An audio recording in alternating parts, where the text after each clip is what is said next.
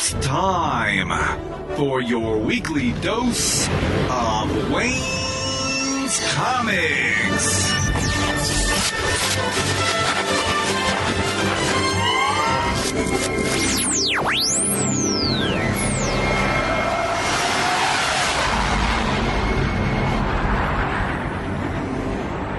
Welcome to episode 282 of the Wayne's Comics Podcast. Thanks so much for listening. This week is a double-header week where I bring a pair of Mike interviews. First up is Michael Heitkemper from Freedom Fighter and Insane Comics. We talk about that series. He's got the first 4 issues out with hopefully more to come. We discuss how he works with his artists and what kind of surprises the story might hold. Although we don't give away any spoilers, I think it's a really great book and definitely worthy of going to insanecomics.com and picking up. Then everything wraps up with the return of Mike Marts from Aftershock Comics. He's their editor-in-chief. We discuss what's happened in the last year and a half since the company has started and what's coming out now that you should be aware of. Mike's always a great interview, so I'm sure you can enjoy what he has to say. Oh yeah, there's a lot to get to, so let's get on with the show.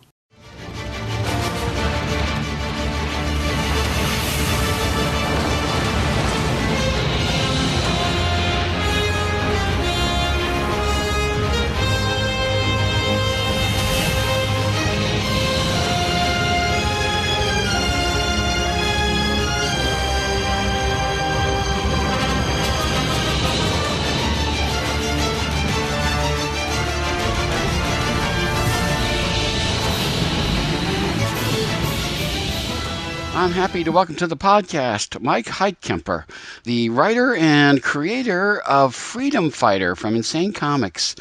And I haven't talked to Insane Comics folks for a little while, so I'm glad to get back to you guys. How are you doing today, Mike? I'm doing great, Wayne. Thanks for having me. I got to meet you at the recent C2E2, which I gained a lot of folks to talk with. And it was nice to meet you, and I got to meet your head guy, James Munch, there, and a whole bunch of other people, so it was nice to get to. I haven't gotten to wear the T-shirt that he gave me yet, but I will at some point here pretty quickly. But talk to me a little bit about you and comics. Have you read comics for a long time?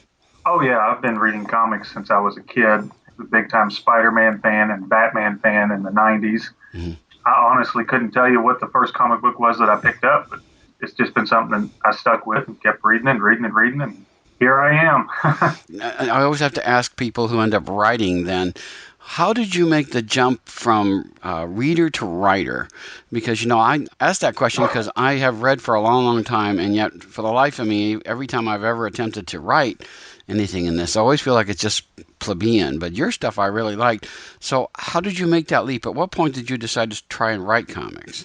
Well, that's a long while back in grade school, believe it or not, when I first picked up on comics. And me and a few of my friends, we actually got together and we'd make comic books in class or whatever and just toy around with really just rip-off characters of whatever's out there, Spider-Man rip-off and even Power Rangers rip-offs back then.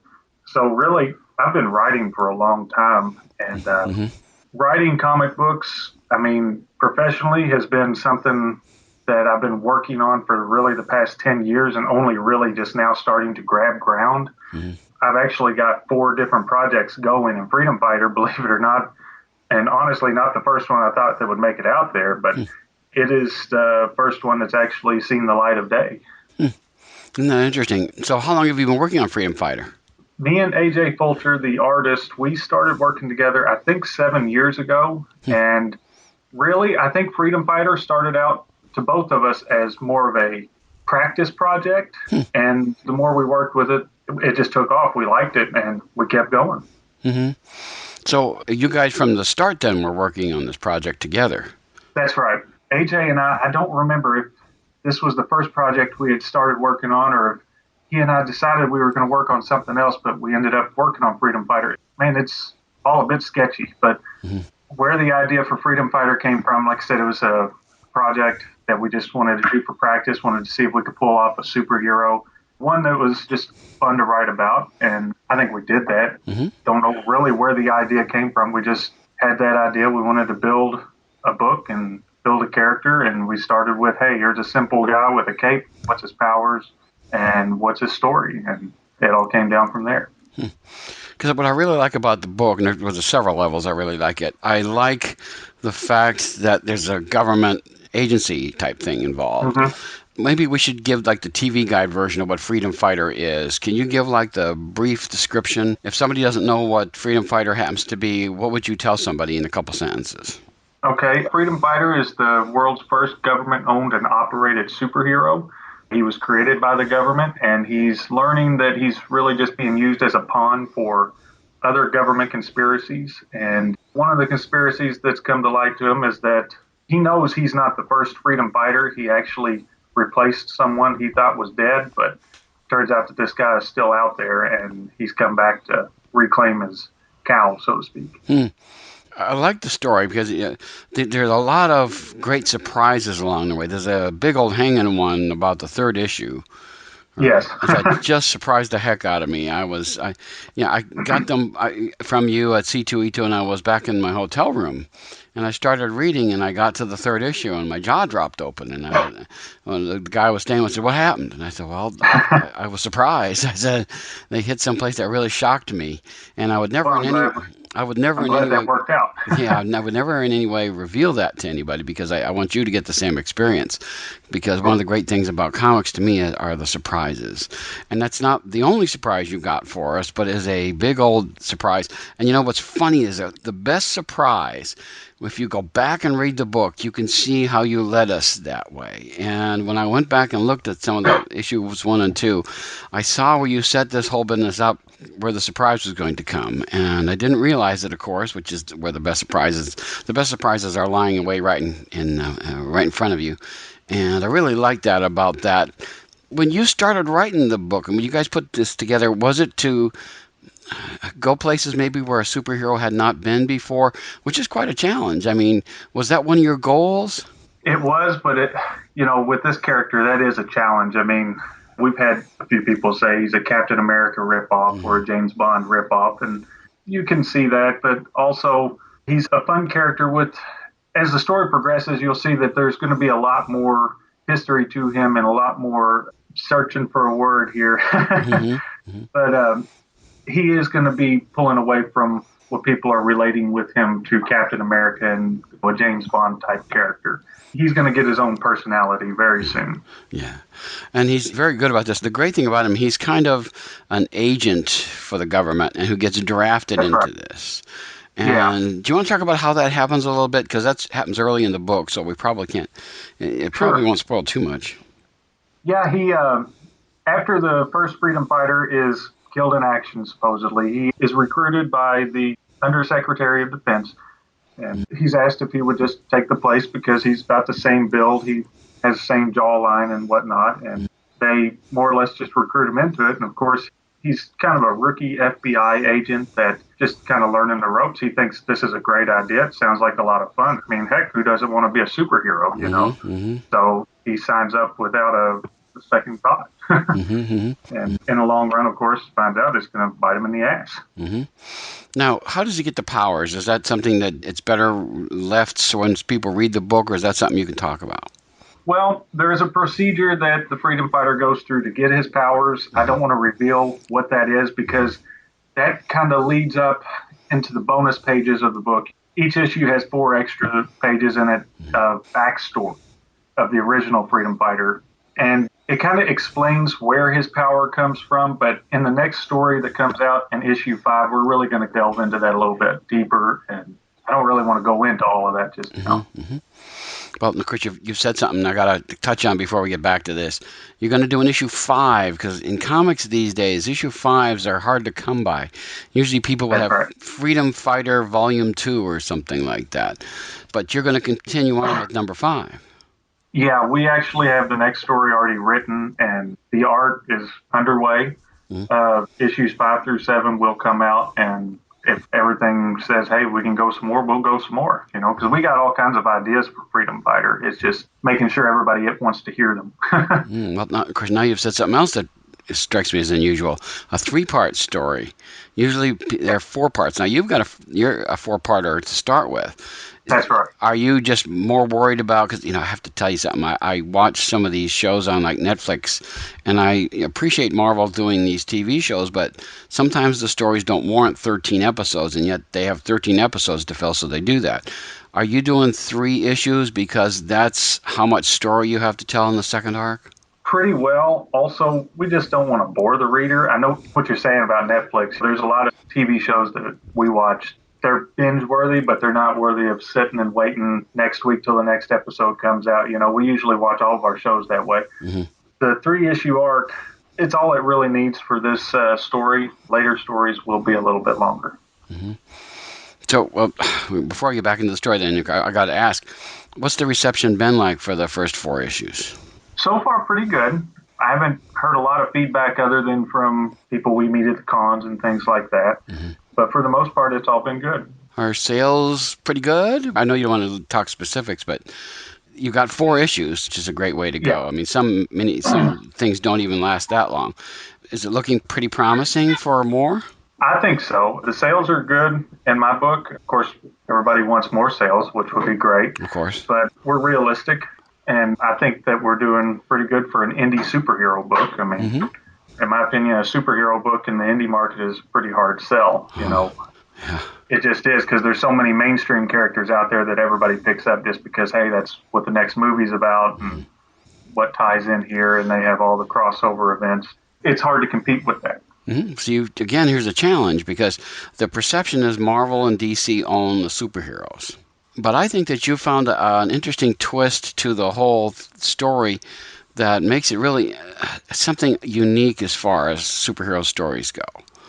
I've been reading comics for a long time, to be frank, and I love my Long John stories, don't get me wrong. I like it when something comes along and surprises me like your stuff does. I usually can see, it's like a freight train coming, you can feel the rumbling in the ground when something's coming. But with the stuff that you do, I never get a sense of what's about to happen, which I like. I love nothing better than to be shocked by something. And Those are my favorite stories also. so I was glad when you did that, because I literally, if I can see something coming, why bother? Yeah. If I get there, sometimes I'll even flip ahead. If I realize, okay, we're going to do this and this, and I flip ahead, yep, sure enough, okay, book over.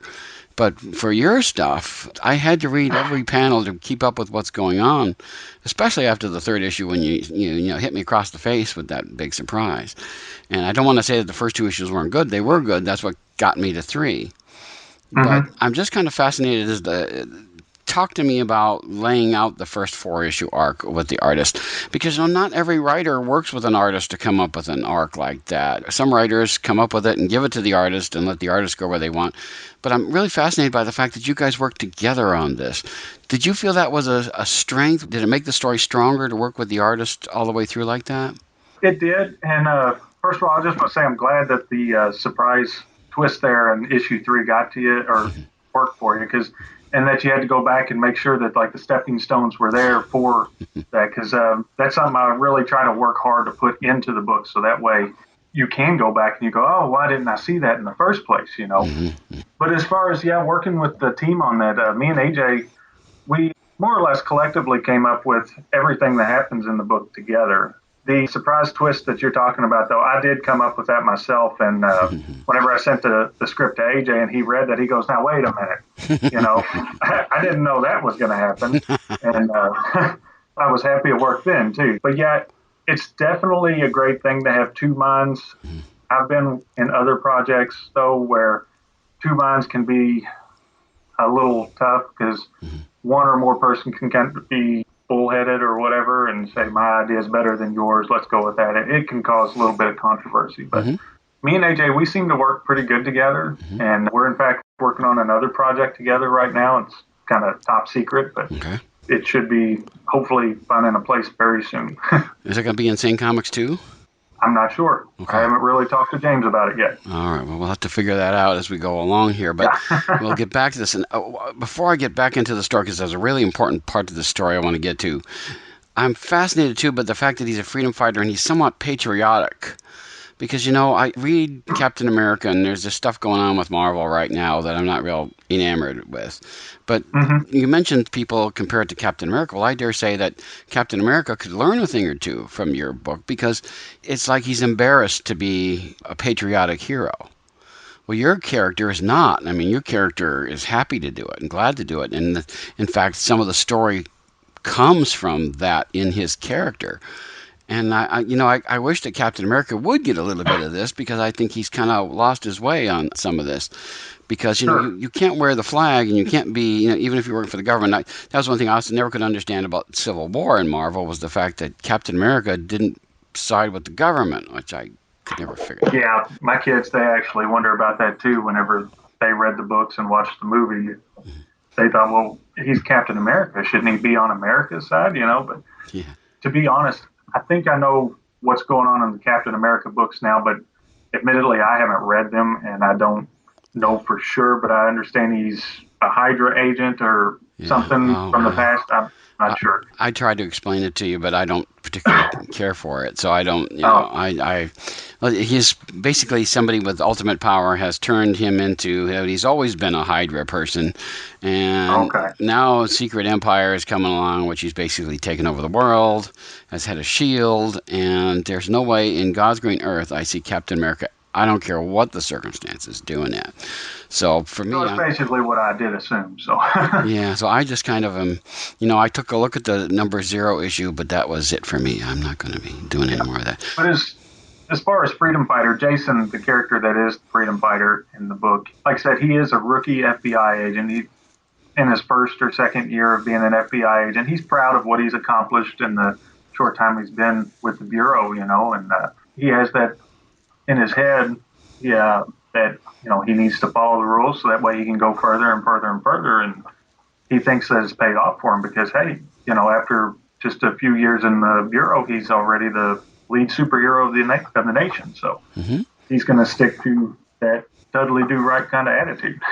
Which is, I have to say, maybe people would have said that was it was a cliche back over time, but we haven't seen that in so long. I found it kind of refreshing. It was kind of nice to see a good guy, who was patriotic and stuff like that, doing the things that he was and standing up for what he was standing up for. So to me, I liked it. I was real pleased with the character and how he developed and what kinds of things he thought and felt as he moved forward. And of course, he was surprised along the way too, which there are other things we can talk about. But before I forget, I want to dive into Vanessa Gordon, his girlfriend, his relationship, which I thought just that relationship just sparkled for me. I felt so much, in a lot of comics, the girlfriend is kind of a hanger-oner who doesn't really serve any purpose, but basically to make sure that everybody knows who's on what side and stuff. But to me, I really liked his relationship to her, felt very real to me. And I don't often get that in comics. So I was just sort of curious, did you base that on maybe relationships or somebody that as far as making that relationship thrive and be real? No, it wasn't really based on anyone. I didn't want her to be just a damsel in distress, even though in this, you've read what happens to her. I wanted the whole relationship between them to be kind of real. Like, Jason, he's a young guy. He's not ready to settle down. And obviously she is. She thinks everything's going in the right direction. And she doesn't know his secret as being the freedom fighter. So it just makes a lot of conflict between them that he wants to tell her and he can't. And he doesn't want to settle down. So he ultimately can't tell her also. So I thought it was fun to do. And it made it more real. Yeah, I really liked the fact that he didn't want to have secrets with her, but he pretty much had to. And it kept her safe, at least for quite a while. And at some point, of course, that can't last forever, but he's got to deal with those kinds of issues, and he does in this book. And I like the fact that as much as she's a real girl, he's a real guy as far as how they interact. They're in this really unusual situation, and things don't go exactly the way they prefer it, but it really just makes me feel for them as they're going through this really difficult thing to figure out and how to make it work and everything. I really like the way that you portrayed them as a couple of real people in an unusual or an unreal situation. Yeah, and again, I just wanted to keep her real, keep her other than just the eye candy in the book that says, hey, she's just here for looks. Mm-hmm. She's actually a strong character, and she has a lot of future in the book also.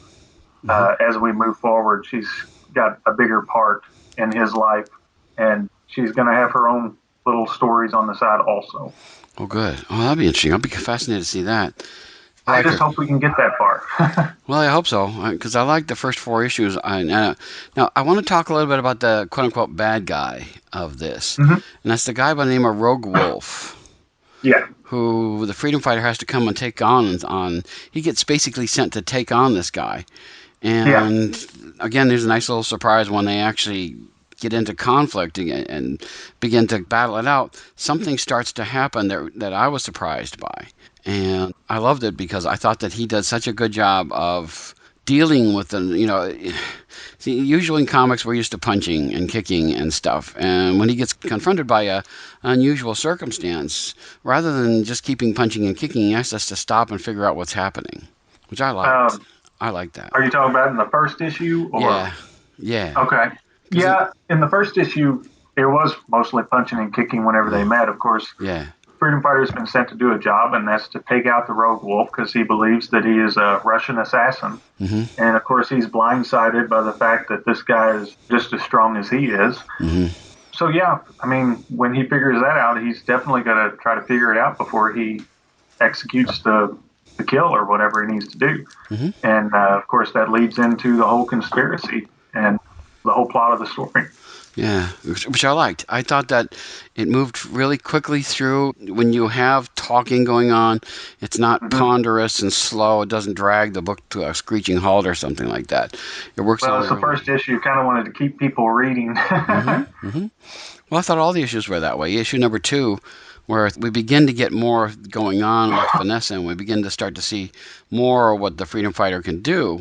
It fleshes out a lot of good things, and I really liked the way that you handled that. Now, I should mention one other thing, too, is you've got like a backup story that is related to the story, which I really liked. Yeah. Was that intentional? Oh, yes. Yes, it was, because it kind of reveals partly where some of the freedom fighters' powers come from and what led to the creation of the Rogue Wolf, really, and ultimately Jason taking over as being the freedom fighter. Mm-hmm. And I thought it'd just be a fun way to put it in there without doing a flashback every other page or something, flashback to what's going on or what happened or what brought us here. I sometimes find that just annoying because if you don't label it right in the captions, you don't know where you are in the timeline. So I thought just make that a separate story altogether. And with each issue, you get a second part to that bonus story that adds up. It coincides with the issue that it's in. The story, the bonus pages for issue 2 work well with the regular story for issue 2, and so on and so on. Mm-hmm. And it was just something we wanted to try, and I think it worked out really good. Mm-hmm. I liked it real well. Issue 4 really got me because, sometimes in a miniseries, the 4th issue, the wrap-up, doesn't necessarily have a punchline or a punch to it that makes it. But when I got to the end, I really thought that was very satisfying. Good. I'm glad to hear that. Like I said, I'm used to being disappointed when I get to the ends of these multi-issue stories, because I'm always of a mind you could always tell some of these stories in one issue. But I don't think you could with this one. I think you needed 4 for this. And the 4th one I thought was particularly strong to me because when we get to resolutions on many different levels within the story, I really liked it. And then, of course, there's relationship resolutions as well as what's going on in the government and things like that. And I thought they all wrapped up very nicely. And I can see, though, how you're going to be able to go forward with this because you left yourself wiggle room as far as doing something else.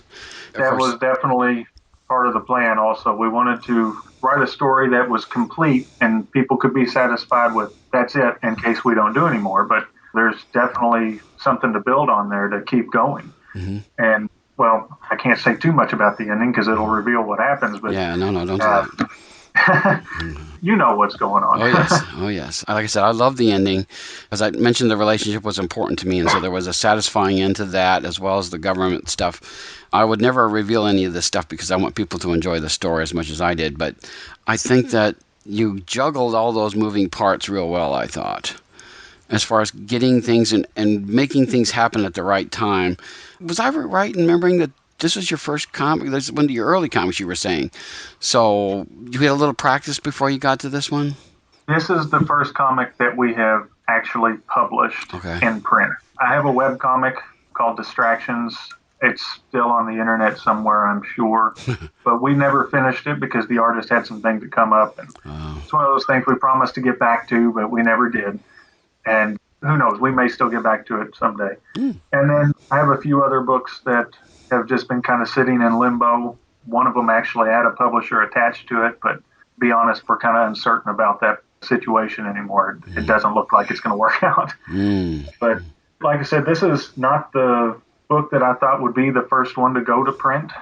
But working on all of these comics that I have, knowing what I know now, my earlier books, they would have been done completely different. It's been a learning experience these past 10 or so years, however long I've been doing it. And it's been a lot of fun. But the key thing is just finding the right team to work with. Because there's a lot of great artists out there, and they're hard to come across and hard to nail down. And sometimes there's a lot of great artists that are just not great at working with people also. So that tends to be a problem. Well, I'm glad that you and AJ can get along and do these things so well. And I think it's a great compliment to your writing that he was surprised at stuff that you were doing, which, that means the rest of us were probably very likely to be surprised by what's going to happen with it. Like I said, the end of the 4th issue it's very satisfying. I really like that. And like I said, I'm used to being disappointed by that. So I just wanted to say to you guys that I thought you did it real well.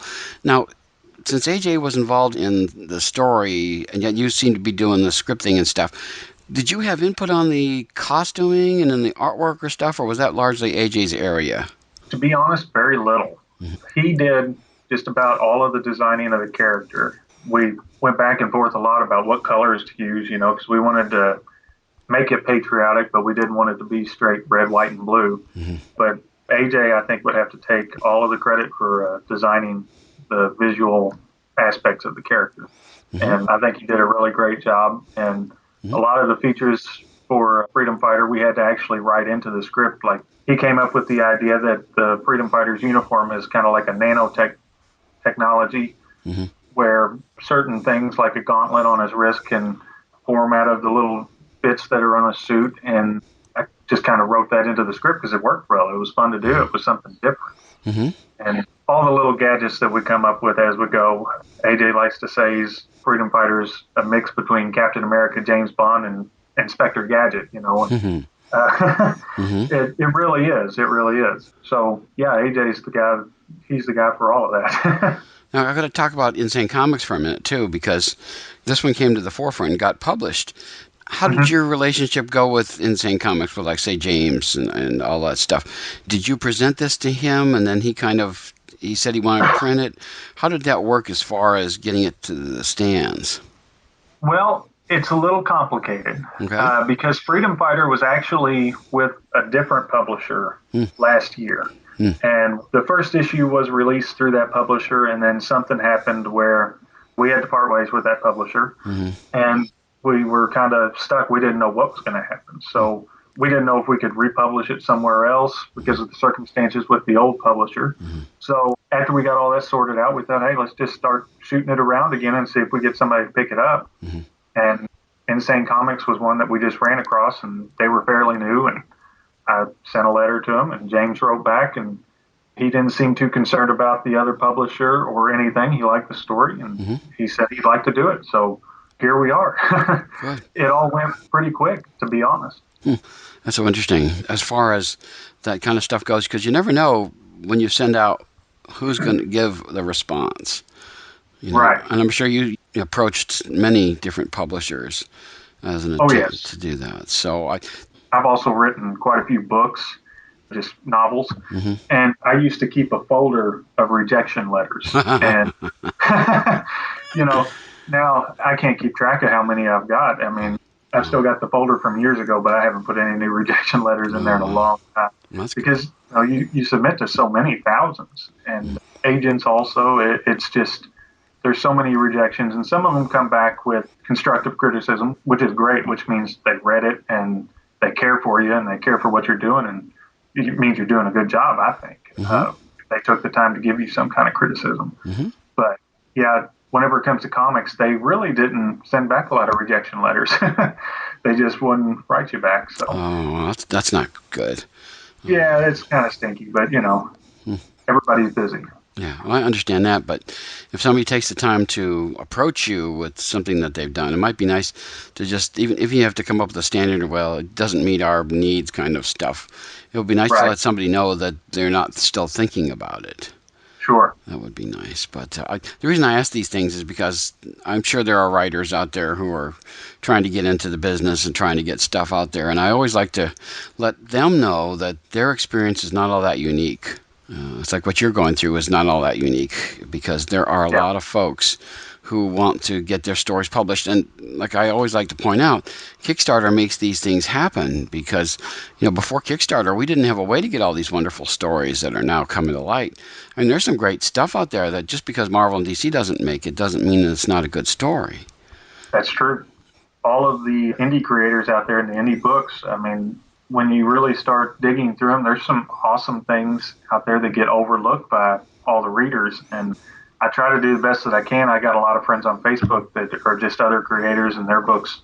I try to share it and do my part, because there's a lot of great books out there that people just miss because they don't have a big publisher behind them saying, hey, buy this because I'm Marvel and I said so, Yeah.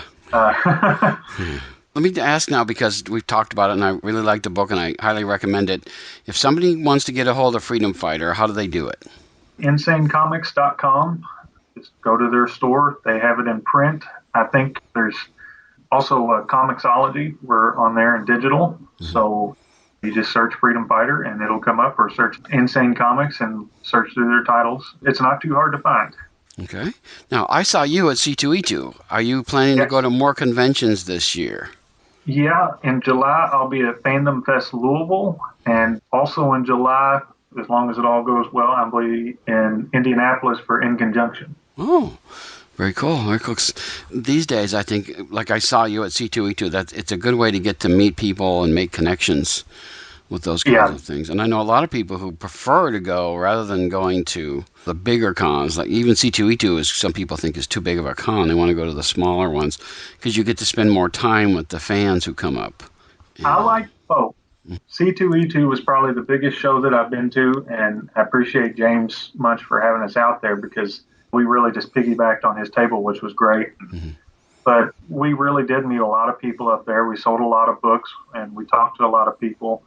But the smaller cons, they're just as fun. Like you said, I was in St. Charles, Illinois for, I can't remember the name of the show. Shoot. Okay, well. But we were in there, and it was a smaller show, and there was a lot of great fans there, a lot of people to talk to. And like you said, you do get to spend more time with the fans and with the customers. There were times at C2E2 that we were standing around, and we couldn't keep track of all the people that were at the booth wanting to buy books. It was hard to keep track of them all. Well, that's a good thing. I like to hear that. Yeah. It's sort of a good thing. Yeah. Just hope you got paid for all the books. Yeah. Well, I have to tell you a quick story. There was a guy over in the UK who had put a digital version of his book out, and it got torrented.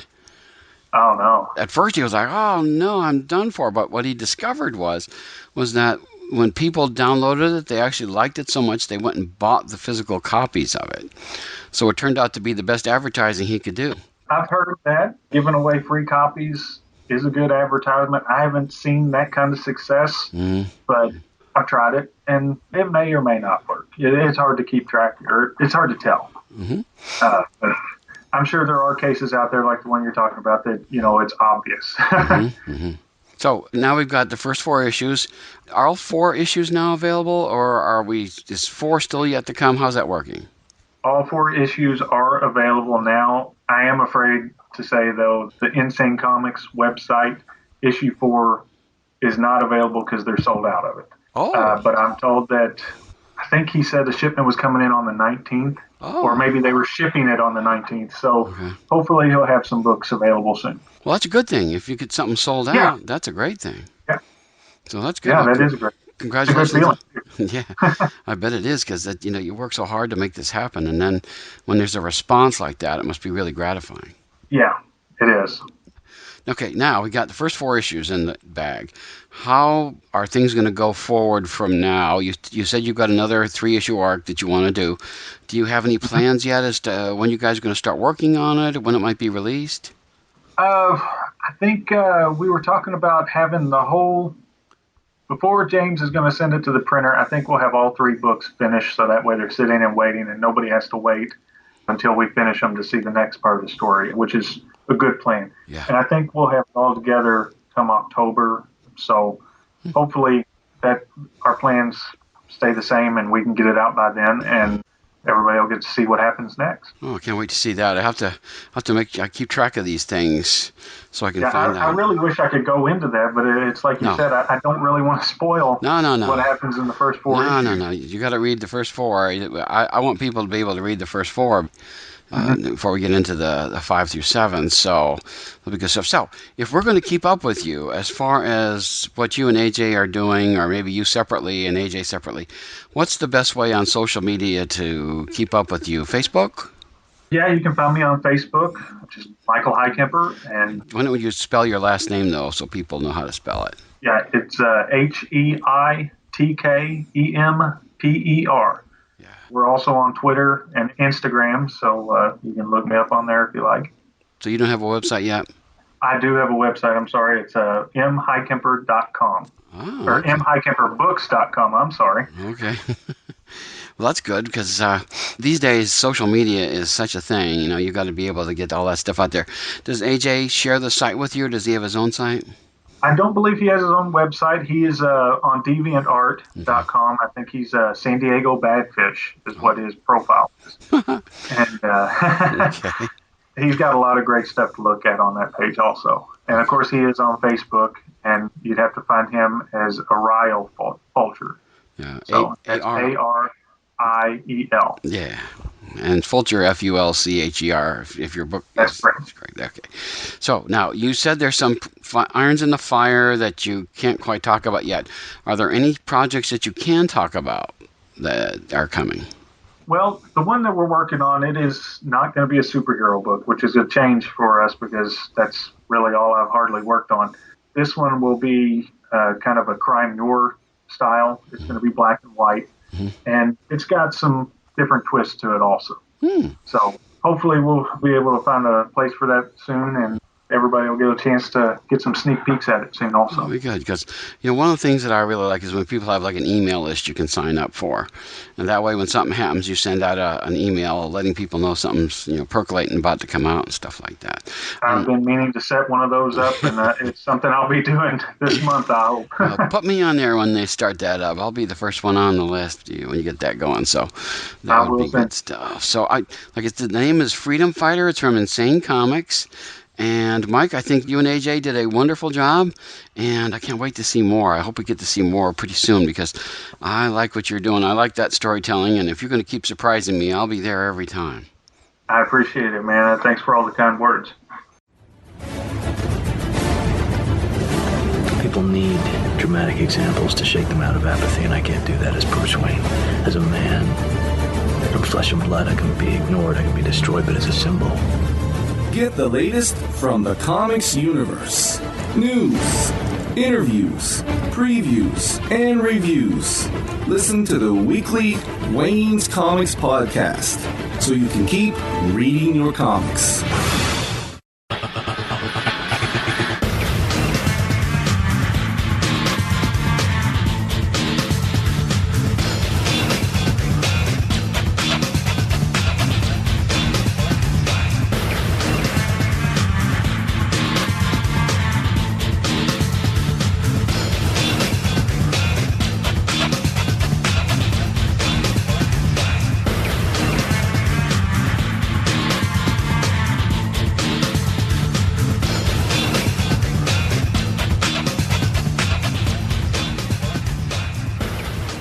It's great to welcome back to the podcast Mike Marts, editor-in-chief and co-founder of Aftershock Comics. And it's got a lot of good things going on there. How you doing today, Mike? Doing great. Thanks for having me on the podcast. Really appreciate being here. The last time you and I talked was right when things were getting started, and there was a lot of wonderful things happening. I loved Replica, and a lot of the things that you were doing were really super. And now it's a little over a year later. I'm just kind of curious, where is the company now as far as things go? Well, we're staying true to our mission statement early on. What we really wanted to do was make an immediate impact on the industry with books and projects that showcased the best ideas from the best creators in the business. And a few of the foundations that we had in mind back then were story being one, the best possible story, quality being another foundation, giving TLC on everything from the creators to the way the books look, to what printers we use, to our relationships with the retailers. And then also the third foundation was that of risk, of taking chances, of trying things that are against the norm, of throwing that spaghetti up on the wall and seeing if it sticks or not. And, I have to say that a year and a half later after our debut books, we are still doing all three of those things. And, they showcase themselves in various different ways on different books. But so far we have, I think, probably exceeded the expectations of the general public. I think we've impressed people a lot more than what they were expecting. But for us internally, this is business as usual. This is what we set out to do. This is what we wanted to accomplish and what we knew we could accomplish. Well, like I said, the replica was the one that really hit me. I love the funny covers, the really interesting story, as well as a lot of humor involved that Paul Jenkins put into that. And I liked that stuff. And there was several others in there, too, that I really liked. But now you're kind of into the second generation of Aftershock as I look things over. Do you want to talk a little bit about that first wave? Is there more coming from that first wave, or was that kind of something that you guys wanted to accomplish, and now that it's done, you're moving on to something else? Well, the first wave was a mix of different things. There was a few projects in the beginning which were intentionally meant to be short form or limited series, something like Garth Ennis's Dreamy Eagles. And I think, there are a few other concepts or books that were received extremely well and were hit every check mark that we wanted to hit in terms of quality and story. But I think because we were such a young company and still making our impact and making our mark, we didn't have the full recognition of the readership and retailer audience yet to support those books. A year and a half later, we're in a much better place, and I think that's why we're seeing such success on what you just called our second generation of titles. And I think, that second generation probably started last summer when we announced and had Animosity about to launch. Animosity is certainly a benchmark for us at Aftershock in terms of not only the internal success, knowing that we have a good product in our hands, but the outward success of having readers and retailers embrace it and say, this is good, and it's so good, I'm going to tell my friends to pick it up, or I'm going to tell this other store to pick it up. So I think when we had Animosity launch in August or September of last year, that was really a turning point for the company where we realized that the statement that we wanted to make was being heard and seen by a mass audience, and people were really understanding that we were here. We were here to stay, and we were trying to do things differently than other publishers. And I think, any of the launches that we've seen since then, have really done well, whether it's Shipwreck from Warren Ellis, or if it's upcoming Baby Teeth from Donnie Cates, or if it's our recent hit Pestilence from Frank Thierry. We're really experiencing success on a few different levels in many different areas. I want to talk about Animosity, of course, but I want to back up just a little bit and go back to, there's a couple of the first wave that are still going on right now. You've still got Insects coming out in the month of May and American Monster. So talk about how these are continuing on, because some of them have been like sort of 6-issue miniseries. Other ones have, I guess when the story ends, you complete the book. But as far as like Insects and American Monsters, they're continuing on. Is there a future for them? Do you think that they're going to be ongoings? What's going to happen to those books? Yeah, Insects we definitely view as one of our regular ongoing titles. We have a long-term relationship with Marguerite Bennett. She's been a huge, important piece of the Aftershock family since we launched. And Insects, we look at that as one of our main flagship titles, something that was there from the beginning and we're still proud to publish. Without revealing too much in the way of story details, we've talked to Marguerite, and we think there's probably an end point at some point where her particular story that she wanted to tell may come to an end. But we'll figure that out as we go. In the meantime, we're really enjoying putting out the book. Mm-hmm. And yeah, American Monster is something with Brian Azzarello.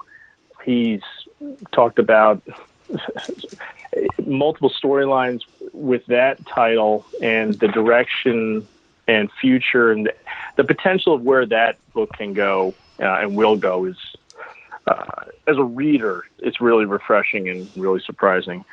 So, I mean, that's another book that internally we're extremely excited about, and also really grateful that a titan in the industry, Brian Azzarello, he could do his creator-owned books anywhere, really, if he wanted to, and he chose to bring this to Aftershock, and so that's wonderful to us. So it's good things going on. There's some of them that seem to bridge between the first and the second wave, like Rough Riders. Rough Riders actually has a second series going on. First it was just called Rough Riders. Now you got Rough Riders, Riders on the Storm going. Is that a little different for how you guys do things, or is that just the way that this book worked out? Yeah, it's kind of the way the book worked out, and part of that may be in that the creator of the series, Adam Glass, he's well known in the comics industry, and he's done plenty of stuff from Deadpool to Suicide Squad. But his main day job is working as a writer and executive producer for television shows. He's worked on Supernatural. He just announced a brand new development deal that he has with, I want to say Fox, and if I'm wrong, I'm really sorry. But Adam comes from the world of television writing, and so when he was structuring the story for Rough Riders, rather than thinking about it in terms of story arcs within one long-running title, he thought of it more as seasons. And so, we had the first 7 issues, which dealt with Teddy and his Rough Riders going down to Cuba, uncovering a mysterious secret there. And that was one season. And then, we took a break for 3 or 4 months, and we came back with the second season, which is called Riders on the Storm. Mm-hmm. And that deals with more internal threat. At this point in time, Teddy Roosevelt has become vice president, and President McKinley is shot at the time of the World's Fair. And suddenly Teddy has to become president and at the same time deal with this mysterious presence, which may or may not be involved in McKinley's death. Mm-hmm. And so, that's the way that Adam himself kind of structures the book. And we do that with each of our writers. All of our writers do things a little bit differently. And, we try to be very sensitive to the needs and interests of each individual creator and writer and kind of tailor the projects towards their strengths. Mm-hmm. Now, one of the big successes I know you guys have had is Shipwreck. Do you want to talk a little bit about that book? From what I understand, like stores had sold out of it when they got issue number 1, and it's continuing on. What's going on with Shipwreck? Shipwreck is so much fun, and when we first started, Warren Ellis was interested in working with us, and then the timing didn't really work out, and so we didn't have Warren for our initial launch, which on the one hand, was a little disappointing because we would have loved to have had him at the party. But I think it's even better that the timing didn't work out then, because a few months later he came to us. He said, "Hey, I've got this idea I've been thinking about for a bunch of years. It's called Shipwreck. Here's the nuts and bolts about it. Would you guys be interested in doing this?" And the idea was, it's just classic Warren Ellis. It's, readers who enjoy his work on Planetary and Authority, they're definitely going to love this. It's great, intelligent sci-fi. And we couldn't ask for a better artist than Phil Hester. Phil's been such an important piece of the Aftershock puzzle since we started our company. And we're just kind of blessed to have Phil providing such spectacular artwork on this series. So I think we were really happy with the results when it launched back in the fall, and weren't surprised at the sellouts. That's one thing that our relationship with all the retailers have grown over the last few months. And, we're continually trying to hammer home to them that, hey, we're only trying to put out good books here, and trust us, these are good books. You're probably under ordering. And so many of our titles we've had things not only sell out, but sell out within the first week that they're available at Diamond. So, we're really trying to get that message out to believe in us as a company and have trust in us and increase your orders. I want to talk about Animosity because I wrote a review of the first issue, and it had a real impact on me. I remember reading it, and I have these two dogs, and they're sitting right beside me now while we're talking. But when I read the book, I looked down at them, and I remember thinking, how do I know what you guys are really thinking about? Because it was that profound and that impactful of a thing that the story impacted how I viewed reality with that. And it's a great series ongoing.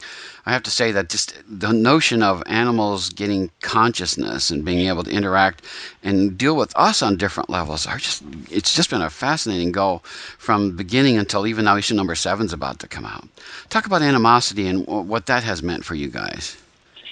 Well, just like you said, the thing with Animosity, it's really magical on a few different levels. I mean, having worked in the industry for about 25, 26 years, it's extremely rare where you get a pitch from someone or you hear about a project and you want to green light it or get it going immediately. That's really only happened a few times in my career. And when Marguerite pitched us Animosity, it was in person and it was at a dinner in Los Angeles. And, it was after a really long day of intense budget meetings and company meetings on our part. And we were all tired. And Marguerite, she came along for the dinner and she was like, "Hey, I want to pitch you guys something." And we're like, "Okay." And she described what was Animosity. And we were all on the edge of our seat. And this was literally like one of those times where we were like, "We'll get the contract ready tomorrow and we'll send it to you tomorrow because we want to get working on this as soon as possible." And the other side of it, knowing the idea is really good. It's one thing, but then when the project gets life put into it and it becomes an actual living, breathing thing, it takes on a whole different identity. And when she wrote the first script and sent it in, I was excited to read it, but I had to get into the city for a meeting. So I printed it out and I brought it with me on the bus, and I'm sitting there on the bus, and there I am, a grown man reading this script, and I start crying. And now that's only happened to me a few times in my career while reading someone's script. It's happened, I think, with a Mark DeMatteis script, maybe a Greg Hurwitz script, and now with Marguerite Bennett's. And I think that's the beauty of Animosity, is that all of us, we're all animal lovers. So many of us have pets. We know the bond to them is as close to family, if not closer sometimes. And that book speaks to you in a way where, it really gets to the heart of what it means to have a relationship with these creatures. And, we wonder sometimes, do they feel like we do? Do they think like we do? What would they say to us if they could talk? And I think that's why, beyond just being a good story and a good idea, it's a book which touches people. Any idea how long it's going to run? Because you're up to number 7 now, which is beyond like a 6th issue. Is this going to ongoing for a while too? Definitely ongoing. I would say with this one, there is definitely no end in sight. Marguerite has so many ideas, and we'd like to see this running forever. And we've already dabbled in the area of expansion. We did this one shot a few months ago called Animosity: The Rise, which took the same story but from a different perspective on a different side of the country, and how things were operating a little bit differently on that side of the country. That was so much fun and successful for us that we decided to make it a trilogy. So that's going to be 3 different one-shots called Animosity: The Rise, and see them released over the course of the next few months. And who knows where we'll go from there. I think there's definitely room for even more expansion. Which is great. I'd like to see that because, honestly, there's connection with us and our animals, and the animal world is so profound. And I was reading a story where somebody was talking about, do animals have souls? When we die, might we meet our animal friends up in heaven kind of stuff? So she's tapped into something I think that's really, really important to us. Exactly. I couldn't agree more. Now, let's talk about other books that you've got coming out. You mentioned Pestilence. Do you want to talk a little bit more about what that's about and who's on that book? Yeah, this was a unique project, the way it came about. We have a writer that we work with called Eric Bromberg, and he's not a comics guy. Most of his career has been, in Hollywood and working on film and TV and other things. And he had a pitch that he showed to us. It was a video game concept. Mm-hmm. And it was this video game, which was basically the idea was that during the time of the Black Death plague in Europe, which decimated so many people, mm-hmm. in fact, I think that's where we get the term decimated from, mm-hmm. the true culprit behind the plague was actually the world's first zombie infestation. Mm-hmm. And so we had this really exciting idea with zombies and knights and medieval Europe, and all that sounded so cool, and it hadn't gone anywhere as a video game. We thought would make a fantastic comic book. Mm-hmm. So we took it and kind of reverse engineered it and hired on Frank Thierry, a writer that I've worked with many, many times at both Marvel and DC. Mm-hmm. And Frank, I knew was the perfect writer for it. He excels at mayhem and violence and gore and crazy action. And he also is a big history buff. And he loves Knights Templar and loves the Crusades. And so, I kind of knew Frank, I knew was the perfect creator to bring on and develop that. Mm-hmm. And again, not surprised that, it came out a few weeks ago and we are almost completely sold out and going back for a second printing. So, we knew it was a great concept, and it's great to see that people are embracing it the way they are. Now, you've got another number one that's coming out this month called The Normals. Do you want to give us a little bit of information about that? Yeah, Normals is our second project that Adam Glass brought to us. So if they've been enjoying Rough Riders, they're certainly going to enjoy the style of writing because it's from Adam Glass, the same creator, but a very different story. The Normals centers around a very stereotypical middle-class American family, mom and dad, young boy, young girl, dog, nice house, boy plays on the baseball team. For all intents and purposes, everything looks beautiful and nothing could go wrong. And then an accident happens where the young boy in the family falls and gets a wound on the back of his head, and they discover that it's more than just an actual wound. There seems to be wires and lights and circuitry. And this small revelation will turn this family upside down as they start to discover their true origins and the fact that everything they thought was real and perfect actually is not. And the reality of their situation is far worse than they could have ever imagined. And it's a great suspenseful book. Adam certainly knows how to write a great suspense story. There are twists and turns after every scene and every page.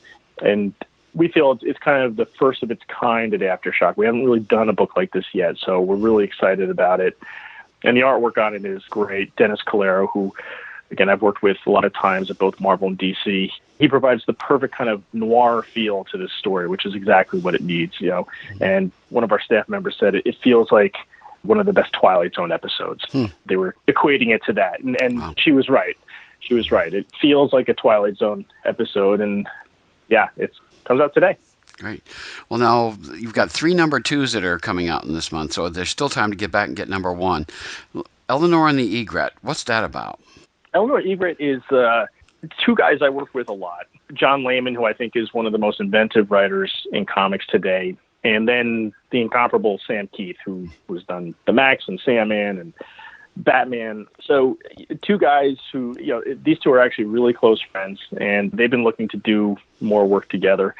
And when we started up Aftershock, John Layman was one of the first people I spoke to, and he had the great idea of bringing Sam in, which I thought was fantastic. And what they've created here is it's so many different things in one package, but the best way to describe it is like it's accessible to all ages. It feels like a fairy tale. It feels like a great anime movie. There's a young heroine who's an art thief, but for all the right reasons. I mean, it might sound like she's someone bad, but Eleanor has a heart of gold, and she does what she does for good reason, which readers will find out. And she has a companion, a talking egret, talking bird, who is with her at every step of the adventure. And it feels like a classic caper. There's a detective who has a good heart who's trying to figure out what's going wrong and why all these art pieces are being stolen across the city. And then, of course, there's an evil presence looming in the background who has ties to the artwork and wants to see Eleanor dead. So it's a lot of fun, and it's great. It's something which a 45 or 55-year-old could enjoy, and it's something a 15-year-old could enjoy and a 10-year-old could enjoy. It's great for everybody. That sounds great. Now you've got World Reader and Blood Blister #2 are also out. But I wouldn't let you go without saying how we can support your comics and how we can get your comics. We should be going to the local stores and telling them we want to get Aftershock books. I mean, most definitely. I mean, the best thing is if you're enjoying our books, you've heard great things about our books, tell your retailers, because the retailers are flooded with so many different comics and so much product each month. It's sometimes hard for them to figure out what's working and what's not. There's just so much out there. So if you know it's good, or you're enjoying it, or you've heard good things about it, tell your retailer. That's always the best thing to do.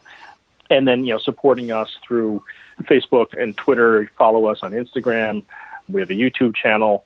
Those are all great ways to get in touch with us and to become familiar with our product and to help spread the word.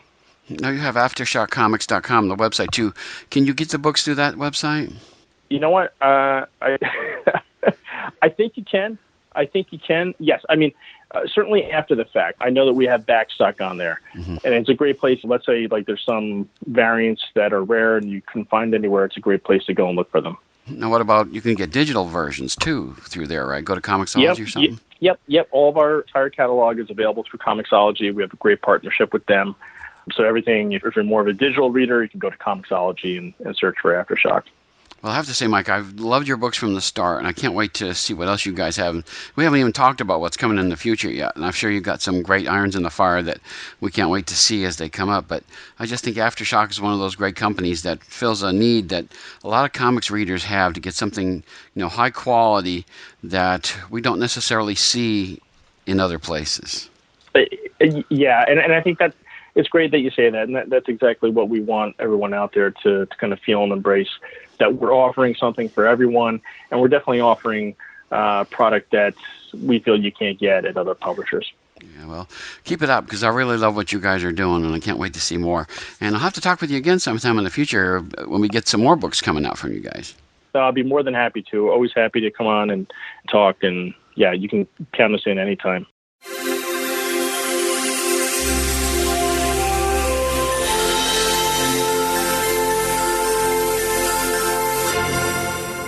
That's it for this week. Please be back next time when I'll be speaking with another great comics creator. But until then, keep reading your comics.